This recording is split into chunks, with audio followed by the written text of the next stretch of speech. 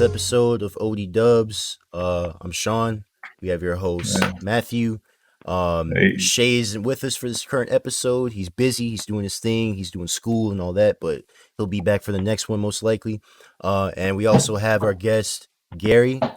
He served in the military, and we're gonna be asking him some questions on PTSD.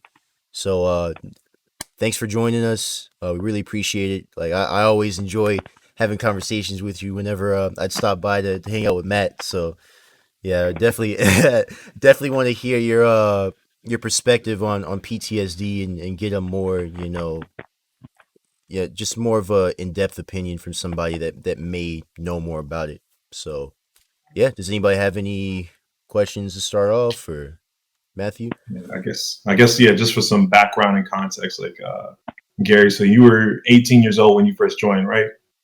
No, I was 20. 20. Mm. Okay. Yeah. So like, I know you just graduated high school, and like the world is yours to claim. So what was going through your head when you decided to join the Navy, like to begin with? Because I know your father served as well. So if you want to go on to Right. Yeah, so my dad did serve, and he did 24 years, just like I did.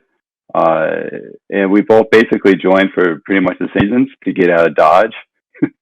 So also I joined because the better. I wanted to not only get out of Dodge, but I also wanted to see the world and help serve my country and all those good things that my father taught me and my mother taught me about the military growing up. So the job that I was working at wasn't going anywhere, and I realized neither was I. And at that point, I didn't want to go back to school or anything like that because I already worked full time for a year, and I was in that mood to keep going. I didn't want to stop what I was doing. I wanted to get up, spread my wings, if you will. So yeah. So okay. Thank you for that, and thank you for your service. Definitely, 24 years. Definitely. Sure. Now I think before you left, like you raised yourself to the promotion or title of staff sergeant, correct? No. I was a senior chief in the United States Navy. Senior chief. Okay. And then what were some of the responsibilities and duties that you had as a senior chief? There's just a myriad of duties. Primarily, though, my main job was working for chaplains in the United States Navy, and you serve with the Navy and the Marine Corps. So when I came here to San Diego, I was before I left the Navy, I was actually working at Camp Pendleton for a while, and then MCAS Miramar. But I was at a position, where I was what's called a senior enlisted leader. So that's when it commands that you're like the most senior ranking member. So they would automatically move, basically, not that you would be individually in charge of everybody else that's underneath you, but you would work with those personnel and report up the chain of command with things that go on. So if anything from training exercises to someone getting in trouble to making sure that the morale was up and stuff like that. Cohesion was good. You would be the one that everyone sort of looked to, that middle guy, if you will. Okay. And then while serving under the chaplains and in the chapel itself, and as you explained, seeing or making sure everyone's good and keeping the cohesion and all that, what were some of the, I guess, you don't have to go into too much detail, but definitely if you'd be willing to share some of the stories and things that you saw while you were serving, from the other people around you that might have seen combat themselves and came back different than they were, like you told me, we shared a little bit before, or you shared a little bit with me before about, the anger outbursts and people trying to pick fights with people and all that stuff. If you're willing to share a couple stories. Yeah, sure. Just let you guys know and your viewers, I'm not an expert in PTSD by any means. There's people that make a living. Yeah, neither of us are. Yeah, so what? From my understanding, when it comes to PTSD, that T in PTSD trauma, that can be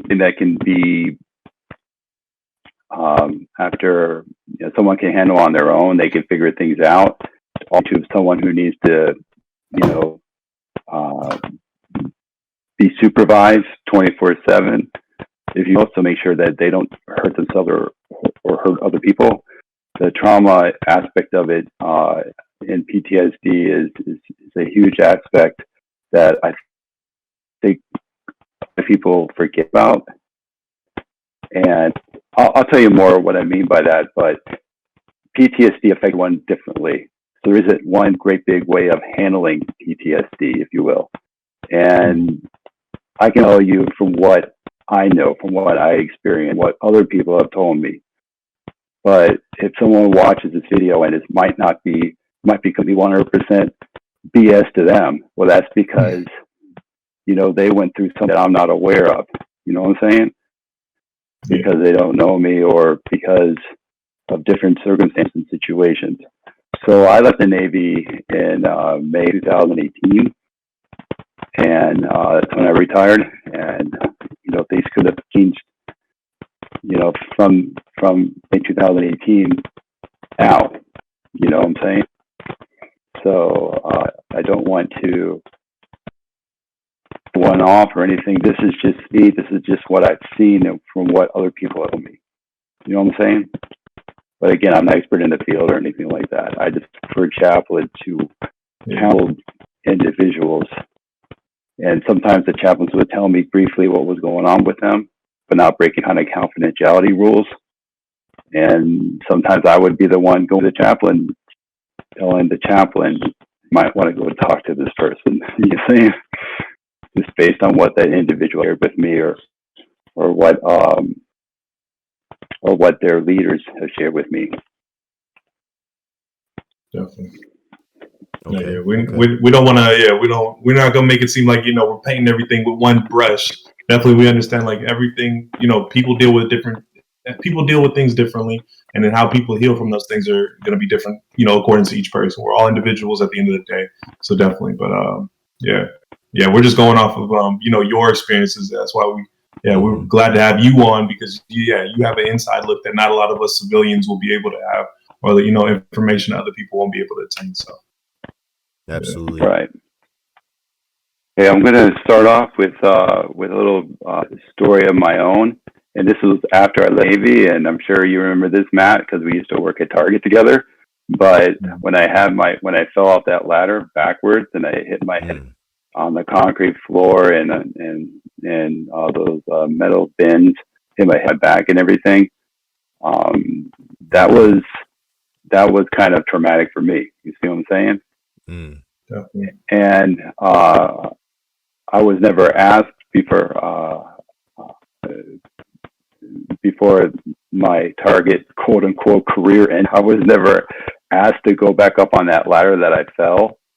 But after a few months, I went back to get pictures of everything so I could show my family exactly what I'm talking about. And I tried going up that ladder that I fell from the top of backwards. And I got 2 or 3 steps up that ladder. And it's like something was just in me, like my hand, this hand right here. I can remember reaching up. It was just all of a sudden, like on that 3rd step going up, my hand was just gripping and it was like shaking. And I was trying to put myself and I couldn't put myself up. There was something that it just happened. And I was remember just looking up, and it's almost like I was actually falling back down while I was looking up. Do you understand what I'm saying? Yeah, we were reliving the experience again. Right. So that was a somewhat traumatic experience for me, and I couldn't force myself to go back up. So I would, when I'm coming back down the ladder, I catch my breath and try to go back up it again. And I get 2 or 3 steps up, and I couldn't make myself go up any higher. I couldn't make myself go up any further than that. And it was just like my heart was racing, I was thumping, and I was sweating, and just something that it just dawned on me that it was hard for me to get up there. I couldn't make myself go up there, but in a way, it was already up there, and I was needing to fall back down again. That person that let me in the room was asking me, "Hey, are you all right? Are you okay?" You know what I'm saying? So that's an example of what life could be like with someone who has PTSD. I still never been up to the ladder. I don't think I ever will. You know what I mean? Maybe I will, but it won't be a big deal for me anymore. But at that moment, I couldn't go up that ladder. But it was like I was already at the top, and I was feeling like I was falling down. It was just something that happened, and I'm like my hair ending up right now, my arm, and everything like that. That's an example of how I suffered, how I endured PTSD. You see what I'm saying? If I didn't ever try to climb that ladder again, I probably never would have known that feeling. The reason why I'm bringing up this as an example is that there's people that go into combat and they're in a Humvee, and to say there were people in the Humvee and they're just driving down the road, all of a sudden, bam, the Humvee flips over because it hit an IE, which is an improvised explosive device, IED. So it was planter to take out American military troops, if you will, right? Yeah. Hold on a second, Gary. You might have to do it with no headset because I guess Shayon said there was a lot of static, and I can also hear that same static. So I don't know. It might not be. Okay. Right. So, like, say 4 people are driving on the road, they hit an IED in Iraq or in Afghanistan, and the Humvee flips. Right. This is a true example. 2 military members die. One is 100% disabled for the rest of his life. The 4th one walks out with cuts and bruises, but nothing serious. So how did that happen? Right? 2 die, 1 is disabled for the rest of their life. 1 walks out with just, like I said, I mean, my understanding, it was pretty serious cuts and bruises, but it wasn't anything that's going to make them disabled for the rest of their life. So how be able to live a normal life. Right. So how did that happen? Well, obviously the IED, they hit an IED and the Humvee flipped. That's the common sense part of it. But if you're that one person that suffered flesh wounds, if you will, but nothing permanently disabling, not the 3rd person, that 4th person is actually can be, let me put it this way, can be more at risk than the 3rd person who's 100% disabled. What do I mean by risk? I mean by risk of harming himself or others. And the reason why is because that person that basically just had the flesh wounds, if you will, and then recovered, will live with that for the rest of his life. That explosion and getting out, and it's hard for that person to move on because they feel like somehow, some way, that should have been he should have been the person that would have they should have died, because he holds the other people up in a higher regard, because that person's a better person than me. Why'd that person have to go? Why couldn't it have been me? Right? So a lot of the times, those are the kind of things, this is the kind of example that I would hear from my bosses. They wouldn't tell me exactly who the person was or what. They would just give me a scenario, a situation, for confidentiality purposes, right?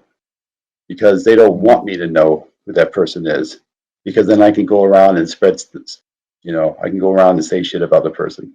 They don't want that. They want,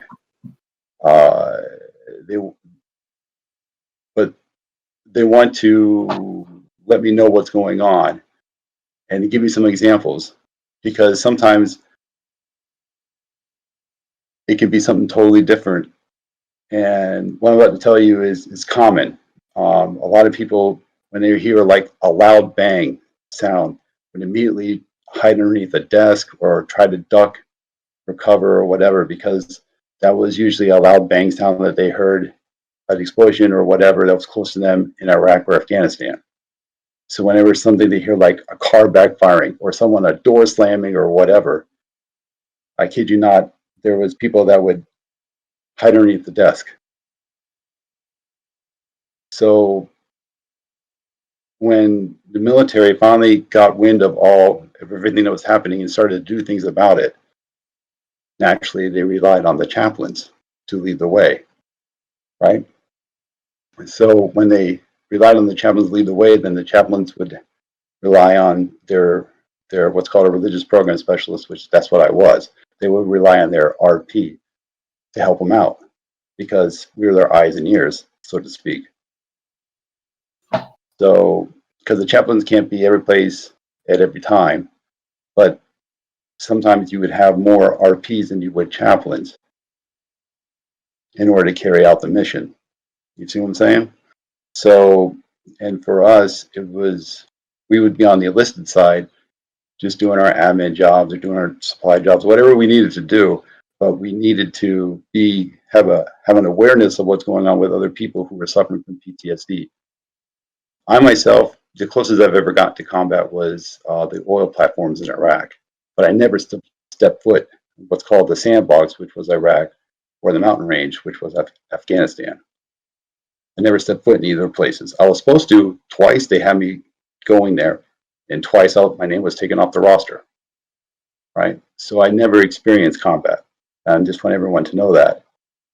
But I have experienced things like a door slamming, and next thing you know, someone's hiding underneath my desk in my office. See what I'm saying? It's really, there's, like I said, when I'm climbing up the ladder, and all of a sudden I can't climb up anymore, but it feels like I'm at the top and I'm falling down, even though I know I'm not moving. It's the same thing. It's like it's something that just happens, and it's like a reflex. And either they stop, and you sort of like, let me put it to you this way. I was running, me and my buddies were out running around a track. We had to do what's called PT, right? So my buddies and I were running around a track, and this huge bang sound just happened. And it sounded like something like from a construction site. They were doing something in a construction site, and something fell. It was like a loud bang sound. And this guy just literally jumped down and was hugging grass off the track, and was just hugging grass like in a soccer field. Like, what the heck? What's going on? But because I realized, because I've had the training on to know what to look for when it comes to PTSD, I knew what this guy was going through. And I was down there with him, on the grass with him, saying it's going to be okay. It's going to be all right. And looking in the guy's eyes, and the guy's is like 1,000-foot stare, if you will. He's there, but he's not looking at you. He's in his mind, he's back to something that happened before, that happened to him in Iraq or Afghanistan. See what I'm saying? Yeah. So those kind of things, I'll never forget the look in this guy's face. It's like, what happened to him? Why is he down there? He was down literally just hugging grass. You know, it's going to be okay. It's going to be all right. And just had to look at him and just stood there with him. There was other times where we all went out we were all out golfing, believe it or not. And it was just a bunch of us. We were out there on a Friday afternoon. We had the afternoon off. We all went golfing on a golf course on a military base overseas in Japan. And one of my buddies, which was a really calm, low-key kind of guy, he went to, I believe it was Iraq. And like I said, real good guy, low-key, do anything for anyone. He came back and he was still, real good guy, do anything for anyone, but he wasn't so low-key anymore. And when we took him out there on a golf course and we're all drinking and having a good time, somehow, some way, something happened. Like an argument broke out between uh, one of my other buddies and him. And this guy, who wasn't violent by any means before, was about ready to. I don't know what had happened, but it seemed like there's something that triggered inside him that it had to be his way. Like he couldn't be wrong. He was ready to fight for whatever it was that they were arguing about. And it was totally the opposite character. And you could see he was mad, he was upset, he was raising his voice. And we were like, well, what's going on with this guy? And apparently, what had happened is, I later found out, was that when he was involved in combat, somebody was questioning what he was telling that person to do. And in the heat of the moment, you're not supposed to question, you're just supposed to do. Someone was questioning him about his orders. And when that happened, uh, alignment, like somehow, some way, they got incoming fire, and either the person or somebody else was shot by the enemy. I'm not sure what had happened to the person that was shot, but after talking with him and then discussing it with my chaplain, then the person couldn't deal with the stress of people arguing with him. He had something that was going on in him, and it was like he was back in combat, even though he wasn't. He was on a golf course. So it could be because he was drinking. Yes, we all know what liquid courage can do to people, right? Some people just like to fight when they get drunk, but that wasn't him, because we all remember who he was before he left. But he came back, and whether or not the alcohol played a role in it, it might have, maybe a little, but it was totally a different characteristic from this guy that none of us had ever seen before. We weren't even sure how to handle it. And then my chaplain went to go talk to him, and I'm like, well, hey, chaps, you don't have to tell me what had happened with this guy. I just want to know, how should I handle it if I see it again? What is his mindset? And as the chaplain was telling me, basically, here's what happened. Here's how, like I was telling you, it's like he doesn't like when people question it. It's like he projects himself like he's back there. We're like, well, how does that happen? He's on a golf course. It's like physically he's on a golf course, but mentally he's not. And it was like, well, what were they arguing about? He looked like he was going to whack him upside the head with the golf club for a while. And the chaplain looked at me and he goes, "Did you get the golf club away from him?" I'm like, yeah, we had calmed him down and everything. He was good to go after that. It was just that one point. And he's like, yeah, it's good that you got the golf club away from him. Thank you for letting me know that. And that was the end of it. There was really nothing else going on. So I went and talked to my friend's, one of his enlisted leaders, and just to see how he was doing and stuff. And he's like, yeah, he's totally different. He was going off. He looked like he was about ready to hit one of our officers, which would have immediately got him, in trouble big time in the Navy, right? You can't just go out and just one of your bosses tell you to do something, you whack them. You can't do that, right? But he was arguing over an assignment and how to get an assignment done, and he just started getting really angry, really upset, and like a totally different person took over him. So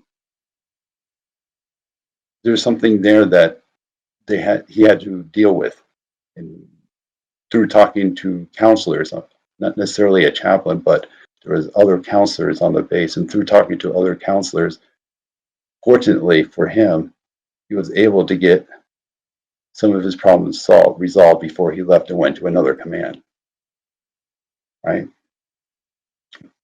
So you hear about people that who experience combat, who are on nighttime watches, then they'll get up and they'll fortify their house like it's like it's a compound or wherever they were at in the war zones, and their house becomes that because they'll wake up in the middle of the night sweating because they're reliving something that had happened.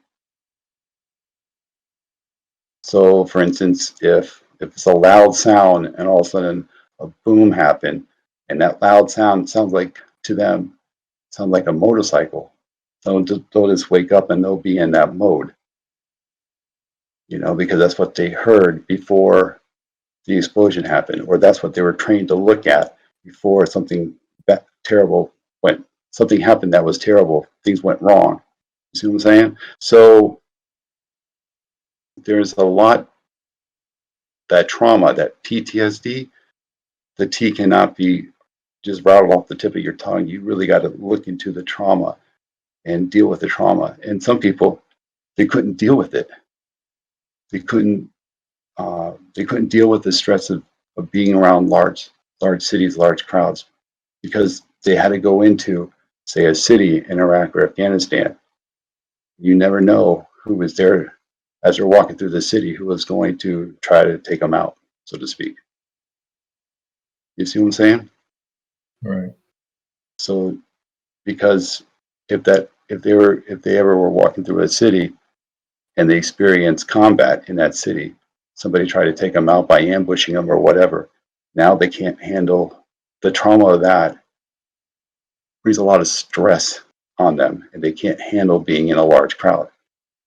So here we are in San Diego, right? San Diego has lots of events. Well, before the pandemic hit, had lots of events like Christmas tree lighting. Everyone will go see the Christmas tree, right? Have huge crowds down there in San Diego for that event, and for other events like Comic-Con and stuff like that. These veterans that experience PTSD, they're not going there because they don't like being around large crowds. See what I'm saying? It's It isn't because, uncomfortable. yeah, it's fairly uncomfortable for them. And that's how they deal with it. That's how they deal with the stress, by avoiding the situation. Nothing wrong with that. I'm not trying to, pass judgment on them or anything like that. That's just their reality. You got people that just don't like large crowds, period. You see what I'm saying? So they'll avoid them too. There's nothing wrong with that. Sorry, it's my cat. She heard you talking. She just made a sound. It's like, what the heck?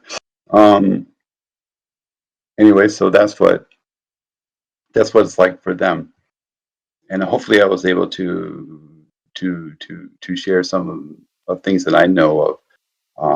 Because, like, for instance, I've talked to people who really do wake up, and it's like in the middle of the night, they had their spouse tell them that they're sleepwalking, meaning that they were looking around.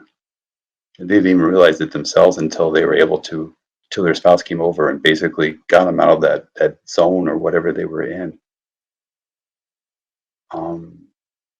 Sometimes people would splash water on their face. They wake up in the middle of the night, splash water on their face. Sometimes people couldn't get to sleep at night at all. They had to have medication. Some people, I found out after they left the military, they resorted to drinking all the time, or hitting up the reefer, if you will, just to get to sleep. You know what I'm saying? There's several incidences where they couldn't hold jobs. Just the daily function, just the daily living was very stressful for them, which for us, you kind of wonder, like, why can't they do this? Why can't they do that? But because what they experience now, they need to talk to somebody to get to the root of their problems, or also try to self-medicate. And unfortunately, a lot of the times, well, I wouldn't say a lot, but it is a lot of people, a lot of military members, when they came back, they couldn't deal with the stress of just normal living. Just driving in traffic was enough that they didn't want to deal with that, because driving down the road in traffic brought back a memory or two from them, right? So, yes, they had to deal with it, and gradually they would deal with it better. but when they first came back, they couldn't hold down a job, or because they couldn't get to sleep at night, and because they kept waking up in these zones and stuff. Unfortunately, a lot of them took their lives. You see what I'm saying? There was this thing going around social media a while back where people were doing 22 push-ups a day for 22 days and putting it on their Facebook and their other social media, uh, making posts and stuff like that to show them that, to raise awareness, because there's 22 vets taking themselves out every day.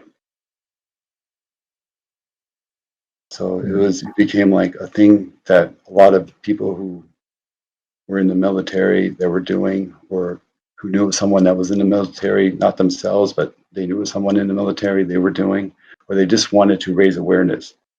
You see what I'm saying? So they were dropping and they were doing 22 push-ups a day for 22 days. And this went on for a while. Sort of like that old ice bucket challenge. If you remember, people were getting themselves soaked in ice cold water to raise awareness. Same thing. Same thing. People were doing push-ups for 22 a day. I'm not sure exactly, and hopefully no one is taking their life anymore. But if they are, I don't know if it's 22 or if it's 20 or whatever. It's one is one too many.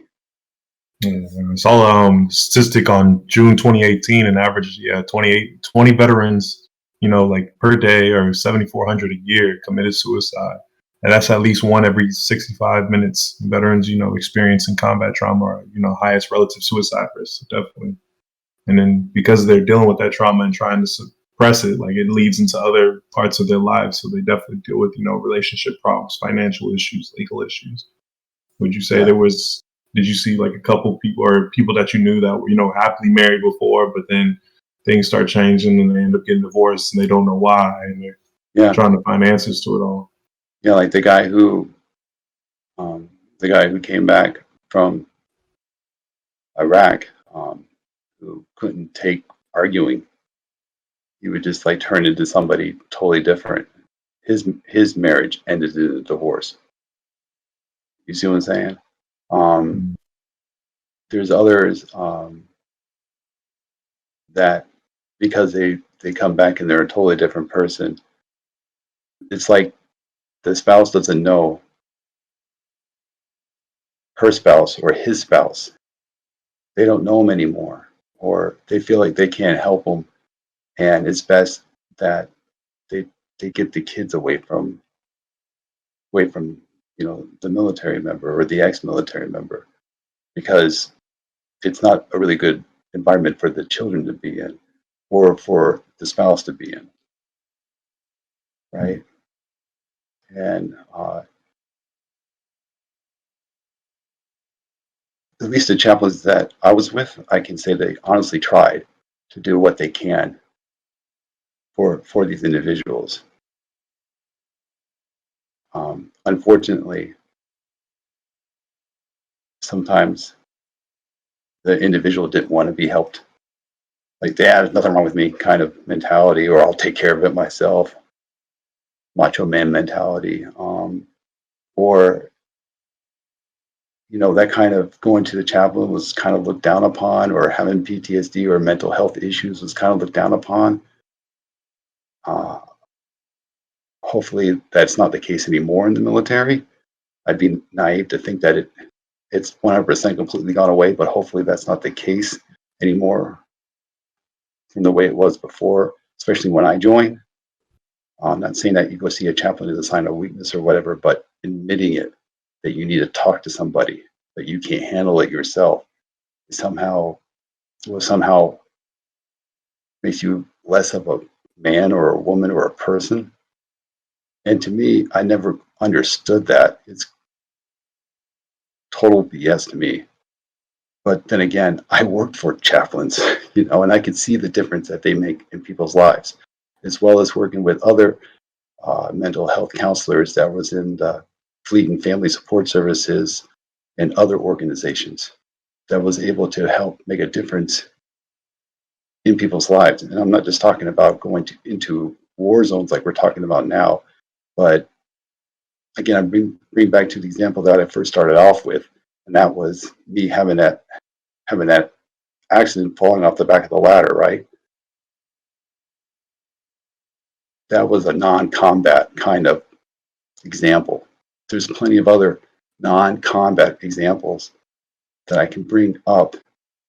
There are people who were sexually abused, people who were um, physically abused, people who have substance abuse. The wide range of spectrum, at least the chaplains that I was with, they would honestly try to help the individual, or they would get him or her the help they need. But if the person doesn't want to be helped because they feel like they can just handle it on their own, that they don't need it, yet their life is spiraling downwards, those are the people that are at the most risk of hurting themselves or other people. So whenever I would get in a situation to where someone would open up and confide with me, the best thing I could do was actively listen to the person. I don't care if my phone was going off, dinging, you get the text and phone dings or it starts ringing or making any other kind of sounds. I wouldn't look at my phone. I wouldn't look at a computer. I would look them straight in the eye and let them know, just actively listening and asking some kind of follow-up question. Sometimes I was engaged in counseling without even realizing it, but I wasn't trying to counsel the person. I was just trying to be there for the person. Does that make sense? Okay. So sometimes I would have to tell the person, hey, look, we're going to get you the help that you need. All right. But you got to promise me you're not going to hurt yourself or anyone else. All right. Because if you decide to hurt yourself to where you're going to take yourself out, I'm telling you, my world would suck without you. I need you to help me, help you, help us get you through this. And from there, I was able to give them the support they need. Thank you for your service and just, doing that, being able to take care of people in a way that, no one else could probably understand, or some people probably didn't even care, they got their own problems. So it's easy to you be tunnel vision and just focus on what you got and not even notice the little things about someone else. But definitely one example, Vietnam era vet Michael Douglas. He was 69 years old, died from a self-inflicted gunshot wound in the parking lot of Leavenworth VA Hospital. He was, trying to get help, but maybe it wasn't what he needed or whatever the situation is exactly. But I guess, yeah, he felt it was easier just to end it all instead of just trying to go on with the help or the programs that were being provided. Yeah. You bring that up. There's one time I was trying to get one of the people that I knew that needed to have help. I was trying to get that person to go to my boss, my chaplain, and the person did. But let's just say everyone's different, and what may have worked for one person isn't necessarily you go see the chaplain and the chaplain's going to work with another person. You see, so depending on where that person's from, the environment that they were raised and the tribes, if you will, that they hang out with, sometimes it helps if you go see another counselor. You know what I'm saying? Another chaplain, because then that person might be able to talk to you and speak to you, and you can have an open, honest relationship with that counselor, with that chaplain, with whoever that person might be. It's not necessarily you go see one and then you're done, because sometimes that does happen in that example, but that person was waiting to see that counselor, and I don't know if did you say that the person did see the counselor or the person took themselves out while waiting to see the counselor? It didn't say exactly in the article that I read, but he was outside of the hospital itself. So I think he might have already went in for counseling or service, whatever exactly. But I guess he was outside waiting in the parking lot, or he was Yeah. just in the parking lot. Yeah. So it doesn't surprise me that if they went in there and they honestly made a good effort, good, honest attempt at getting help. But like I said, that counselor may not have been the right one for that person. That's unfortunately that's reality. And unfortunately, the reality is in this example is the person took his life, right? Right. Right. So I would encourage anybody else out there listening that if you don't, it'll take a lot for some people just to admit they need help, admit and drive to that VA parking lot or wherever. But you got to remember the person that you're sitting across from. If you are saying, "Hey, I need help," and then you you go talk to the counselor, and the counselor can't really help you, then I would strongly encourage that person to go talk to another counselor, right? So, say for instance, not everybody's going to be friends, right? Not everybody. If you're reaching out to me as a mentor, like say, hey, how did you get to be where you were at? How can I do that? And I tell you, but for whatever reason, it doesn't seem like that the person that asked the question is getting everything that I'm telling them. And that person is going to go to somebody else and ask, and that person can speak better to the person than I can to that individual, right? So same information, but just a different way of doing it, just a different way of saying it, right? Same thing with the counselors. Counselors are there for the person to help the person, but for whatever reason, it didn't quite happen with that counselor. Then go see another counselor. Don't just say, okay, that's it, I'm done, and take yourself out. You know what I'm saying? Or hurt yourself or anyone else.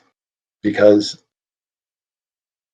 just as clear as people walking down the sidewalk, you may say 10 people walking down the sidewalk, 5 of which you may not have anything to do with, 3 of which you could potentially establish a friendship with, but most likely it's going to be 1 or 2 people out of that 10 that is going to agree with you, and you're going to agree with them, and you can have a meaningful relationship with. Same thing, right? So you've got counselors, and if one doesn't quite work for you, then go see another counselor if you can,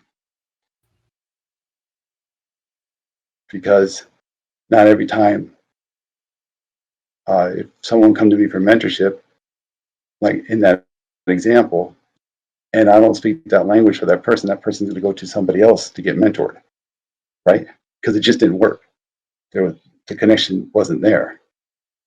But I could have another person come, and I can mentor that other person, and that person keeps coming back to me. See what I'm saying? So it's everyone's different, and what one person may work for that one person necessarily doesn't necessarily work for the next person. They have a different way of putting things, a different way of communication, however it may be. So this is your only life. This is your one shot, right? Basically, and if you decide that's it, that you of all the millions of people in the world, hundreds of thousands of counselors in America, where you're at right now in San Diego, you're sure to find somebody else that that you can talk to, that you can relate to, even if it isn't the first one you went to. Does that make sense? Yeah, yeah, definitely. Sean, if you want to, take over the next part. No, for sure. No, definitely. Thank you, Gary. This is some good stuff. But definitely another thing I wanted to mention. I saw this TED talk, and it was I want to say he had, I don't know his background academically, but he was talking about treating PTSD, and I'm gonna, what's it called? So it's called Return from Chaos: Treating PTSD, and it's by a man named Peter Turk, and it was in Charleston, South Carolina. and he was mentioning how, and I quote, "It's not that the event was so stressful, is that the event was so emotionally different from everything that person has experienced, to the point where they don't have the capacity to really process that." And he also mentioned something that's called gravity to process, and that was a really interesting thing, right? Because at first I'm like, no, what is he talking about? And then he described that where we all have the ability to really understand what's going on. And he brought up an example where, okay, you go to the market or a grocery store and you're going to go buy milk. We already have a pretty clear idea of where that milk is going to be. It's going to be in a refrigerator somewhere, in a glass cabinet. You go grab it, you go home, and then that's it. And then a week will go by, and you're not even going to remember the last trip you made. It's such a normal thing, right? So you go Mhm. back to that same store, and now you see a clown juggling in the snack aisle, and you're like, wait, what's going on? And then it gets to a point where you go up to a store clerk, and then you ask like, yo, what's up with that clown juggling in the snack aisle? And then the clerk even just shrugs it off like, oh yeah, I don't know. You won't be able to get that out of your head. You're gonna try and come up with some sort of logical idea of why there could possibly be a clown just randomly juggling in the snack aisle. There's no context. There's nothing going on. You have no idea. So you're never gonna forget that. So he links one of the main sort of symptoms and effects that PTSD can have on you is the fact that a traumatic experience, you don't have that file cabinet in your head. You can't store it anywhere. You're just brushing it to the side constantly. You're not processing that. Therefore, you can't properly move on from it, to where you'll have those triggers where you hear loud sounds and you don't know what to do. You've never processed this yet. So with that said, it made so much sense where I'm like, oh wow. So uh with him mentioning those examples, he ends up bringing up he mentions what was a treatment and an approach that can really help those with PTSD. It's called prolonged exposure therapy, and it combats the avoidance and actually focuses in on the most impactful memories so that you can actually process them and sit with the memory long enough to where they aren't just pushing them away, helping the stress levels go down. He also pointed out how this isn't new at all, and it works across different areas: first responders, car accidents, war and destruction, etc. And he was talking about incremental increases on thinking of that and sitting on those memories. It might be for the first ever, session you may have on a prolonged exposure therapy where you think about it for 5 minutes. Okay, the next session you think about it for 10, 15, up to an hour. Like he was really just emphasizing on how there's incremental increase, like incrementally you're increasing the time you actually sit on that thought to the point where it's no longer something you brush aside. And that's the goal. You're not trying to ignore it, and you're really trying to actually the goal is for you to actually think about it. That way you can actually process it, and eventually it can become something similar to that trip to the market or driving to work.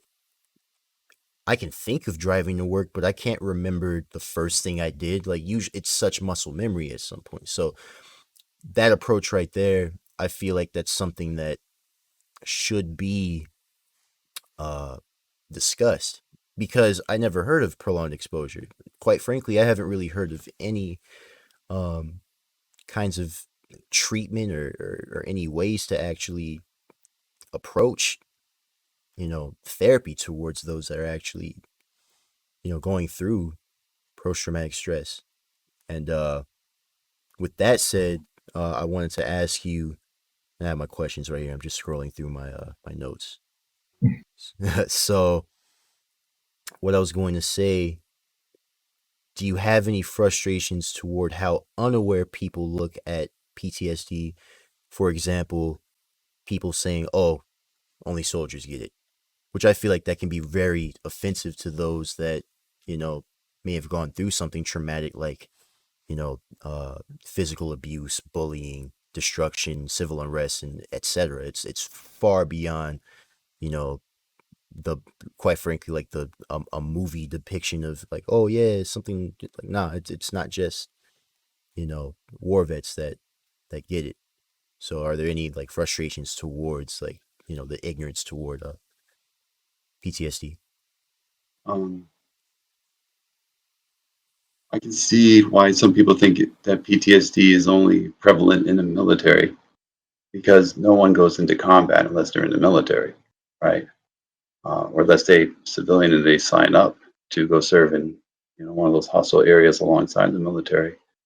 Um, but for the majority of the American population, I think it's only 1% out of 100 actually serves on active duty in the military. Entire American population. So, um,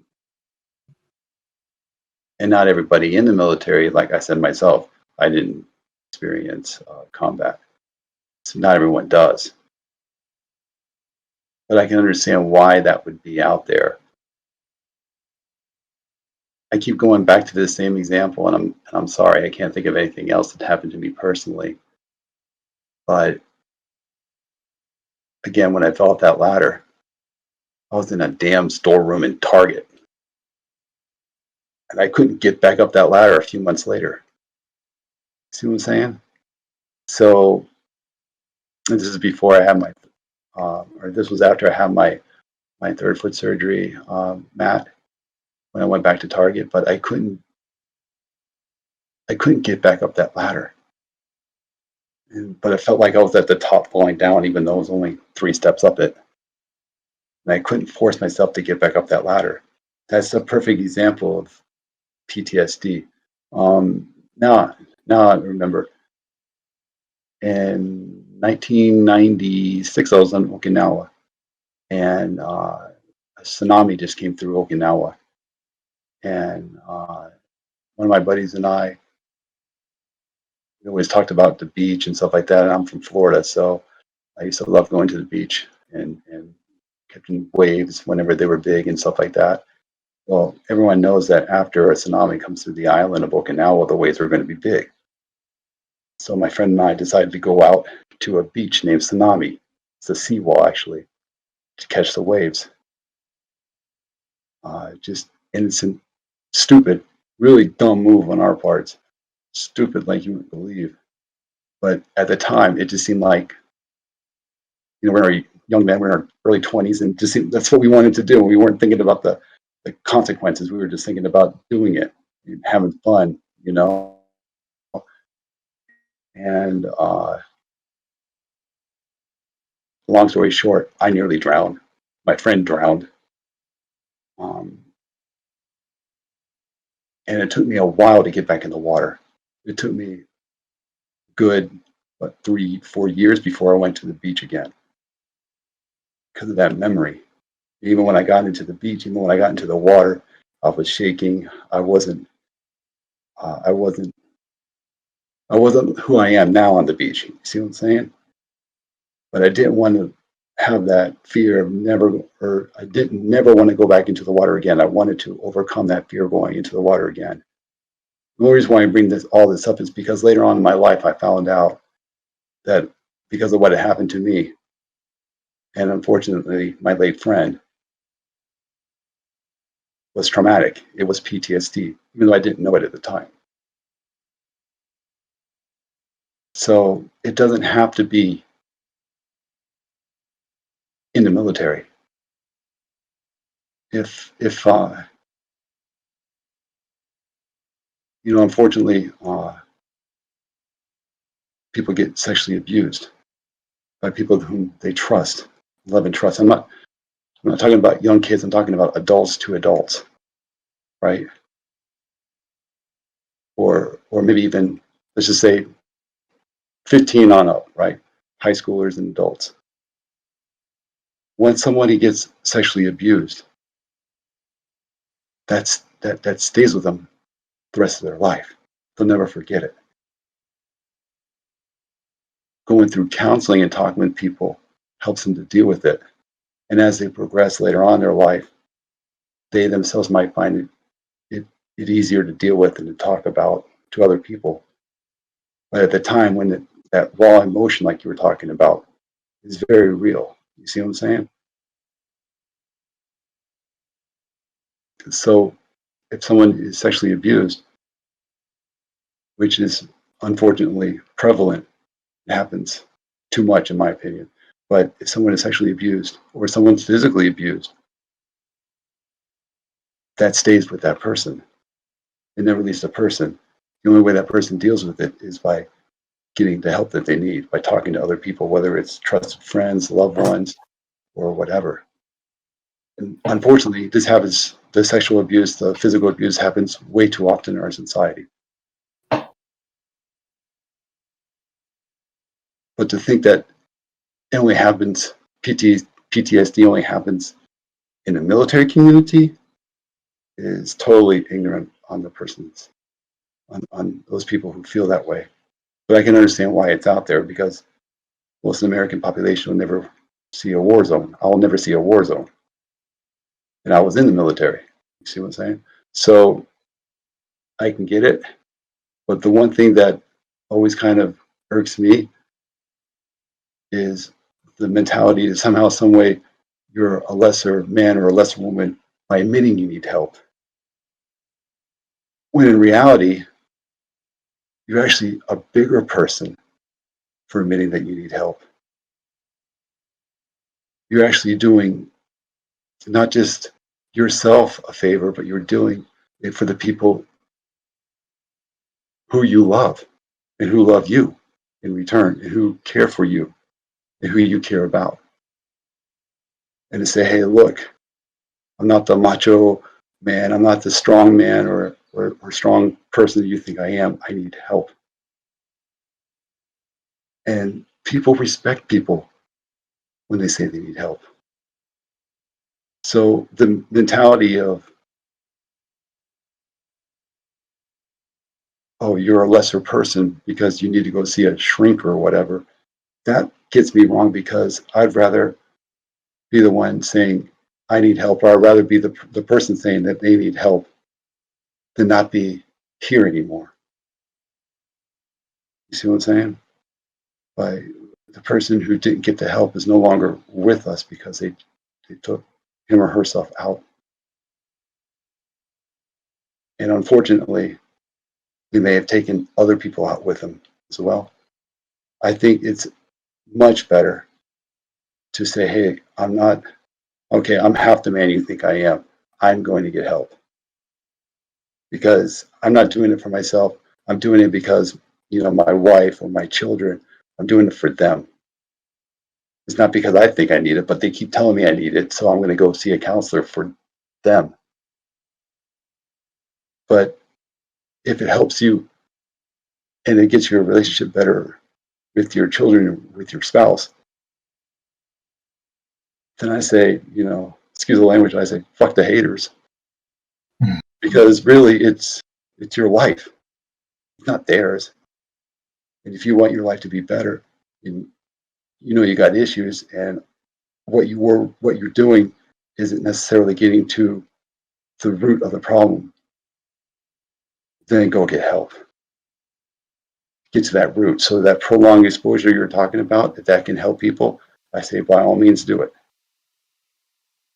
And the person to come along and say, well, this person isn't any good because they went to go get help. To me, that's just 100% back asswards, if you will, ass backwards mentality. It should be, no, need a help. Whatever else you need help with, I'm here for as well. That's what the mentality should be. Absolutely. Yeah. Thank you. And yeah, with that said, for those of you that are watching, I definitely recommend if you guys need help, definitely seek it out. There's a service that I got familiarized with. It's called BetterHelp, and you can actually get matched with more than 3,000 therapists. There's over 38 million counseling sessions that are ready to help you out. And they're also licensed and board accredited counselors. So And it's at the fraction of the cost of an in-person therapy session. So for those of you that may be watching that have any kind of post-traumatic stress, I definitely recommend there's help. Like even reach out to us. Even like any of us can try and help. Like we're definitely not medical experts or anything like that, but I'd say just seeking out the help is better than not at all. Because I'd say like 9 times out of 10, a lot of us we do seek out help to those that aren't medical experts, but they they care.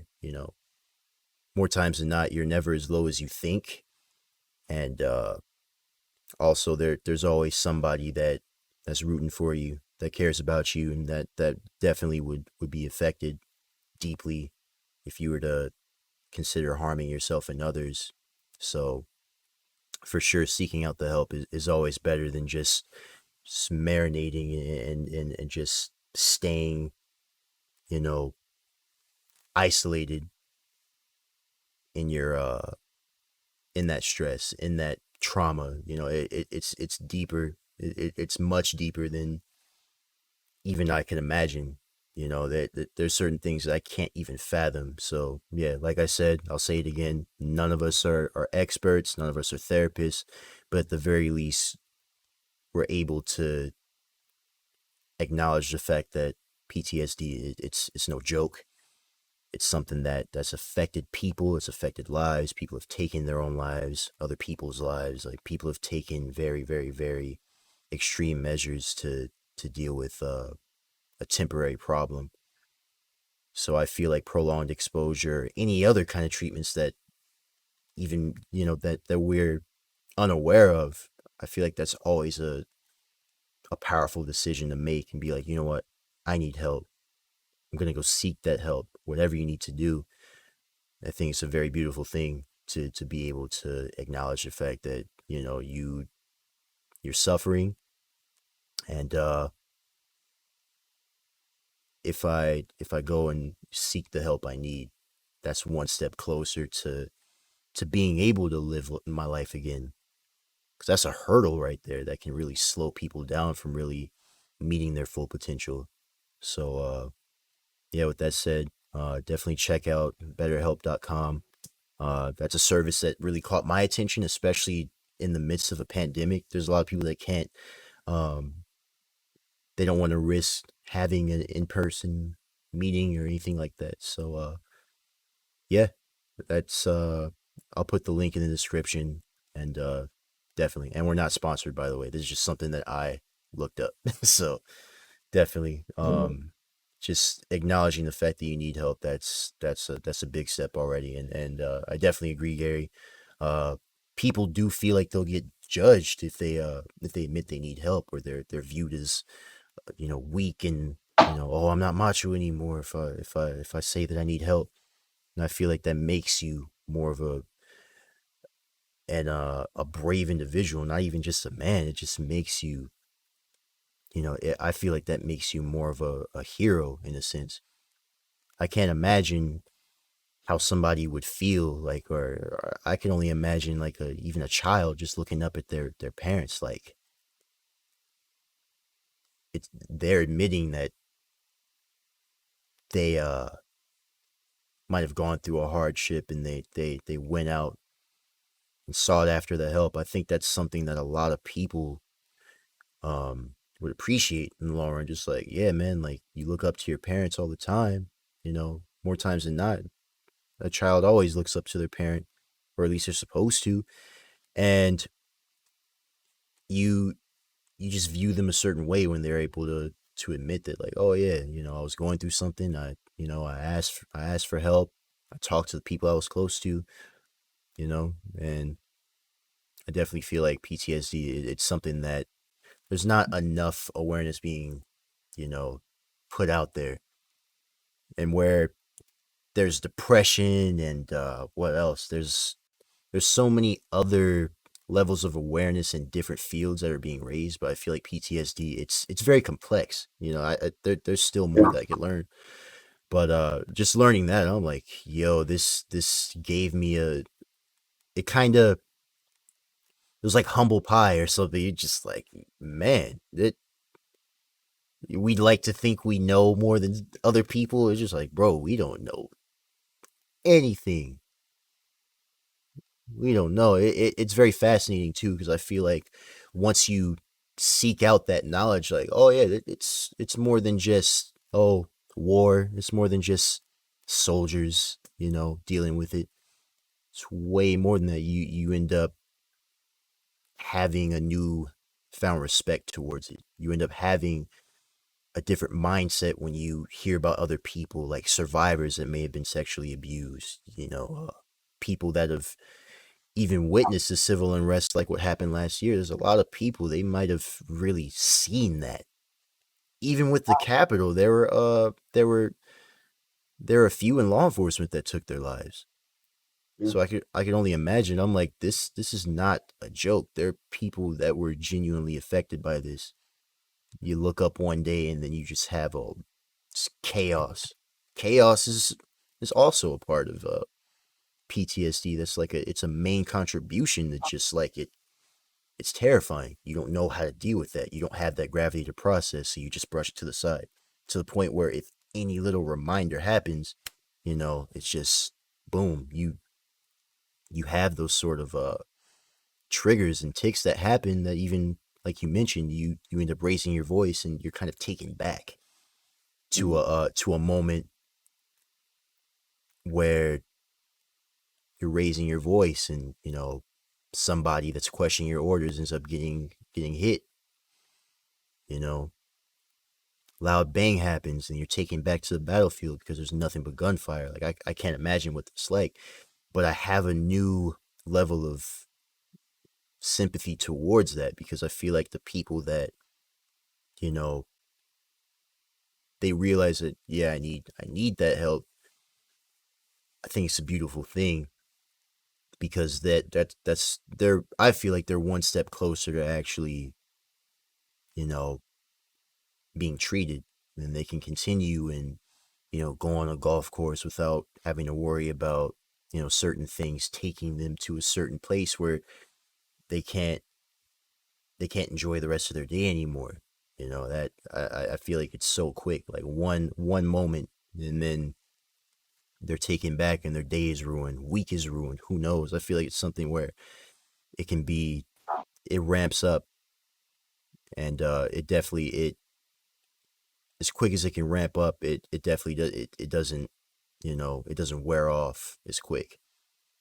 So with that said, yeah, I definitely, it's there's a lot more to learn, and PTSD is something that it's a very sort of obscure disorder that honestly I don't think people are being educated on. You have a lot of people that enlist in the military, especially, that may not even be educated on what this is. And I feel like a lot of people, they don't really get the services they need. They may not even be as easily accessible. And I feel like that's something that should be um, accessible right away if you need it. Something that people should be educated on. So, yeah. Thank you for sharing that, Sean, and definitely with the link. Yeah, definitely will be below. And just to say, like, suicide has become the 10th leading cause of death in the U.S. So definitely, if whatever it is, whether it's anxiety, depression, PTSD, like, don't feel like you have to go through it alone. Like, our day went well. Like, we're trying to build a community of sorts, like, just for people to be themselves and be comfortable and yeah. So, like, with that, like, male vets are 18 times more likely and female vets are 250 times more likely to take their own lives than their female civilian or than civilian counterparts. So definitely, have some understanding, have some respect for the people that have went out and served this country, because it seems like a lot of them come back and they kind of get cast aside, like, yeah, you did your thing, and then they try to slip into normal life, but like it's difficult for them. Like, there's a thing that, or a little saying that they have no fear of death, but have issues finding reasons to keep living. So just, definitely. I can understand that one. And you mentioned previously the whole insurrection at the Capitol. Unfortunately, one cop, Capitol cop, lost his life because of what had happened there, and two others took themselves out. I will have to point out that, although I don't know the statistics on this, uh, I I myself, because of what I used to do in the Navy, um, would would believe that the other Capitol police that got injured throughout that whole ordeal,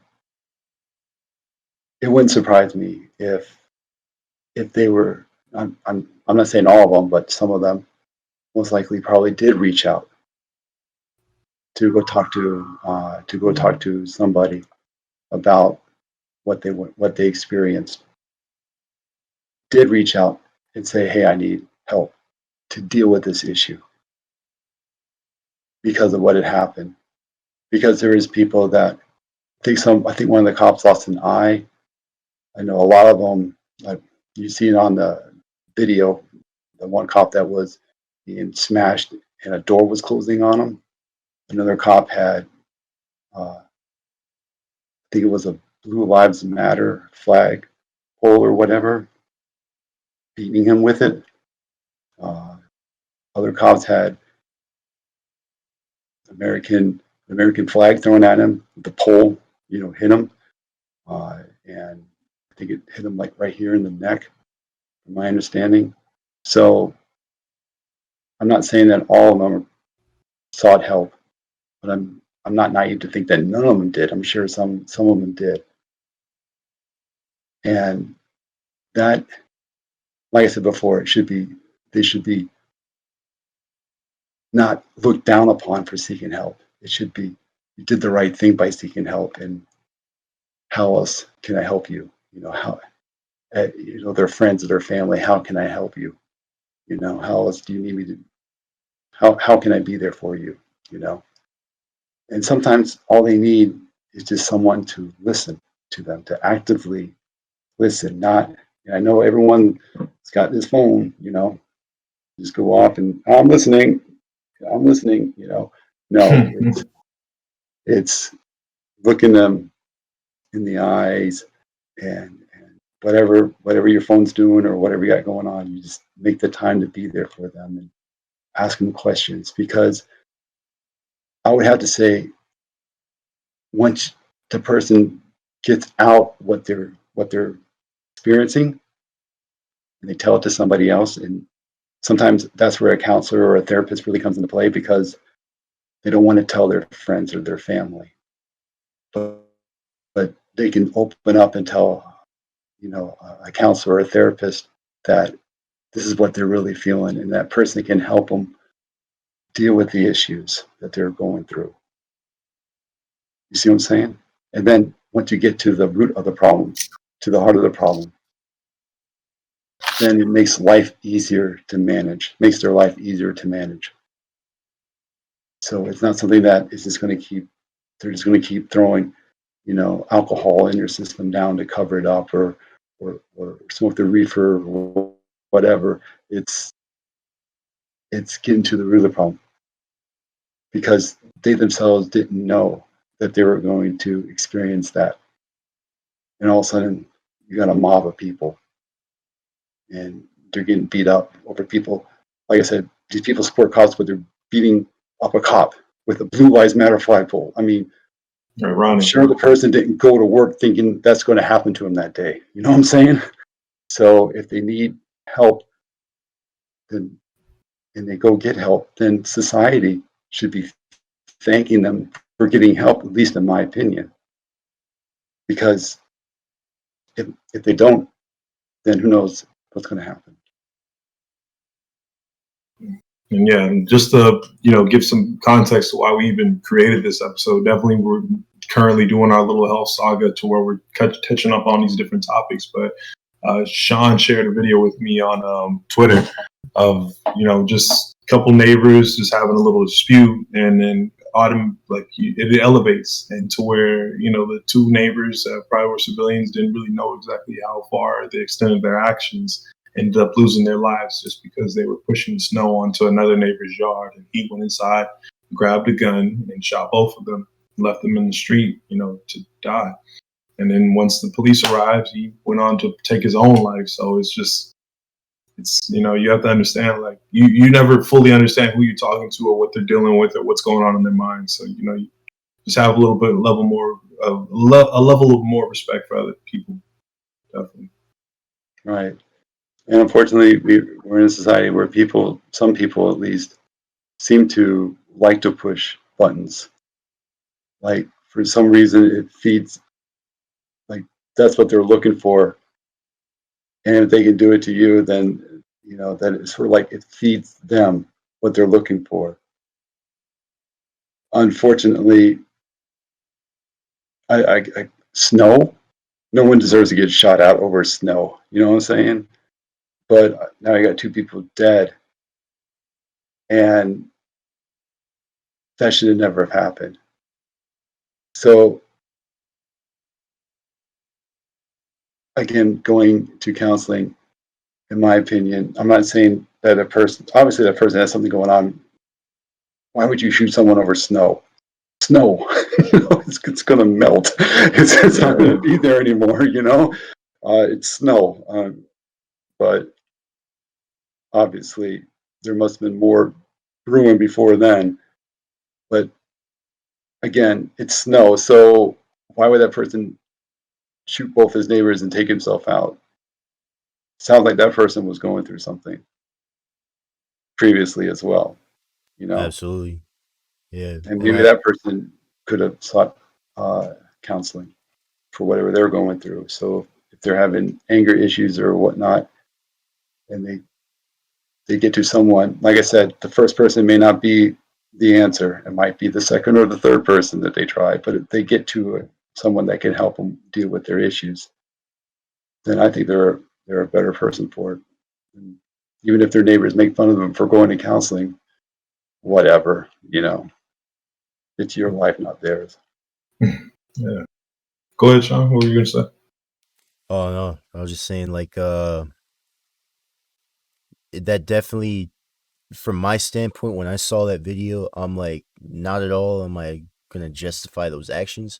But I will say that like all three of those people, they all played a role on that escalating to the point where three people lose their lives. Two of them murdered, and then, you know, that ending off with a suicide. You know, the two neighbors, which was a married couple, I'm guessing, it all happened so fast. That's another thing that really tripped me out. And, you know, I'm not even gonna tell y'all to watch it. I definitely don't recommend watching it because some people it depends on what you can take. But, you know, it's on the internet somewhere, you know, but in my case, you know, I watched it and I'm like, this isn't even entertaining in the slightest because three people lost their lives and there were names being called, you know. I'll just replace the word with oh yeah, like you're a wimp, you're a wimp. Like you're just hearing names being called. So the guy across the street draws his handgun and then just, you know, lets loose, um, you know, opens fire on them both, and he just it's almost like that word triggered him. He's just like, oh, I'm a wimp, huh? I'm a wimp. You hear it. You hear audio, the video quality, you know, it's clear enough you can see what's going on. And gets to a point where before he takes out the husband, like you hear him, he's just like, "Oh, I'm a wimp, huh?" Then you hear bang. Um then he goes back inside and I believe you hear the door slam, and then you hear another bang, and then that's when he proceeds to take his own life. So I'm like, and that whole video was 2 minutes and some change. Two Yeah. minutes, three lives gone over snow. You know, and I'm like, this is ridiculous. You know, and I remember just watching. I'm like, yo, it it really it shocked me. I'm like, yo, you don't know what somebody is capable of. And I'm not. This is in no way a justification for his actions. That shouldn't have happened. Right. Yeah, but I'm like, when you keep wanting to get the last word in an argument and stuff like that, that could have been a trigger. And the man, you know, what happened, and it's terrible, you know. But you just don't know what somebody is willing to do when they're, you know, frustrated to a certain extent. You know, there's even one moment where I was younger, and this doesn't relate to PTSD necessarily, but I wanted to call somebody's bluff. You know, just long story short, a man was threatening me and another relative, like, "Oh yeah, we have something in the car for you." That's a threat. You know, he had a firearm apparently. So I'm just like, okay, go get the gun. Luckily it didn't escalate to where someone else had a firearm. But I'm thinking in the back of my mind, I'm like, yo, I actually just called this man's bluff. What if he actually had a firearm? I could have lost my life that night. You know, I was about 18 at the time. So here I am thinking I'm being so edgy and so cool like that. I don't know anything about guns. I've never shot a gun a day in my life. So me really testing somebody and seeing like, oh yeah, all right, well, since you want to threaten me, I'll call your bluff. That could have led to something. You know, I remember I told my father about it. He's just like, dude, that was stupid. You know, like, yeah, it was. It really was. And I'm like, I'm relieved that it didn't lead to any lives being lost, but that's, you know, things could get real bad when you escalate something willingly at times. You know, you willingly want something to happen, you might end up getting what you wish for, you know. But in that case, that man that ended up inflicting harm on himself and, you know, those two other people, uh, I want to say he was also in the military. So that all right there, I'm like, yeah, he might have been going through something. Yeah. You know, it's not okay what he did by no means. You know, he shouldn't have Mhm. taken his own life. He shouldn't have taken other people's lives. But at that very moment, he was willing to do that quick, and you know, it's very unfortunate. I can only imagine how things could have turned out if he might have gotten the help he needed. It could have been literally just a verbal argument, and then at the very least you have your lives. You know, you could have, you know, handled the snow situation in a much more civil manner. So I mean, yeah, that my point is, it's like it's things can get ugly when you're dealing with someone that hasn't received the treatment that they need, especially with PTSD and whatnot. I'm not saying that he had PTSD. I guess we'll never know what he might have gone through, but that right there, you know, it's a very serious incident, and I just don't want to hear about more stuff like that happening. You know, that happened earlier this month too. So the fact that I'm like, yeah, that's scary. I want to say it happened on the first, or it was early this month, but yeah, it's a scary incident, and I was just amazed by the fact that this all unfolded in 120 seconds. I'm like, it's crazy, you know, Yeah. it's I'm sure crazy. there was other things happening before then. Uh, Mm-hmm. but even if nothing ever did happen before then, um, yeah, the guy, obviously what the guy did by getting his gun and shooting two people and then himself is 100% wrong. And the other neighbors that were egging him on wasn't right either. You know what I'm saying? Like, what are you going to do about it? What are you going to do about it? I think they said that in the video. It's like they were intentionally pushing his buttons because they felt like they were better than him or whatever. I'm not even trying to and analysis on that video. I'm not trying to do that. What I'm trying to say is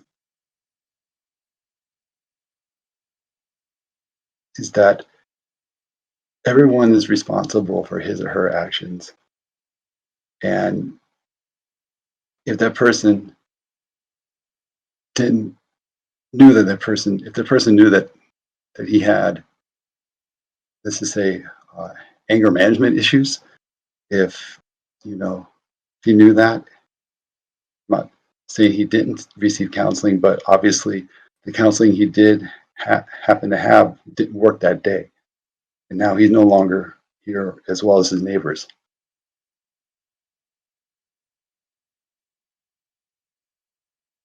And it's an awful picture, but it doesn't have to be this person that was in the military. How many times do you hear about road rage? You know what I'm saying? How many times do you hear about um, just random stuff? This happens all the time. But it could be because of the PTSD. It could be something else that happened in that person's life. Because to me, if my neighbors were shoveling snow on my property, like, what the hell, you know? But it's not worth me taking my gun and shooting them over, just taking my own life as well. So obviously there is something there, and I just wish the person, if he did get counseling, he would have got to another counselor because it obviously wasn't working that day. But I do think that something was brewing between those two for a while, those two parties. Yeah. So yeah, with social media, you only see the little bits. You don't see the full picture, or don't hear the full story. But I mean, on that note, thank you for your time, Gary. Thank you for the stories Yeah, you thank you very shared, and thank much. you for the personal stuff that you share with us as well. So. Yeah. So one more example I want to give is everyone knows the date 9/11, 2001, right? That's when the Twin Absolutely. Towers came down, right? Do you not think that the people that survived that was in the building and around those buildings after they collapsed, did they survive that? Especially if they're permanently disabled now for the rest of their lives. You don't think that all those people didn't suffer some sort of PTSD? And I I commend the people that sought counseling, or at least sought a friend or a loved one to explain what had happened to them and help them deal with their issues. Because if you keep Mm-hmm. it bottled up inside, it's going to come out in ways that you may not expect it later on in your life. And so it most of the time it's just the person talking it out with someone else, and that other person actively listening. And that usually doesn't make the problem go away or make it better or whatever, but it makes the person feel validated because someone listened to them. Mm. You see what I'm saying? And it helps them get it out. And that's, in my opinion, easily the first step towards dealing with the root of the problem. Yeah, we as human beings, we're social creatures, but I mean, it seems like we're so quick to, exclude someone or isolate someone or judge them for the littlest things. Everyone needs somebody. So, I mean, yeah, with that, whoever you have, or if you don't have somebody, still try to find the help you need, or if you know somebody that needs to hear this video, or, just needs help altogether, like definitely send them to where they need to go. Don't leave them to just try and figure it out for themselves. Cause yeah, some people, their only option is just either doing nothing or taking their own life. Cause, people are struggling out here. I mean, I guess we'll probably Yeah. end the episode on that. But Oh any yeah. final thoughts? No, I think this episode went pretty well. But no, Gary, I appreciate you coming on. This was great. It was really nice hearing your perspective on things. And definitely, we want to have you on again, and then we can talk about some other stuff too. Definitely stuff on a more positive note also, but definitely check out the description. We're gonna link that betterhelp.com for you guys. No one is exempt from help. No one's above it. Um, we're all human. We all have our ups and downs. So definitely seek out the help. But yeah, we're gonna end off the episode here. Thank you again, Gary. Um, and yeah, we'll end it off here. By all means, man, let me know. I'll work on my background pictures. I got to get ones like you guys. Yeah, for sure.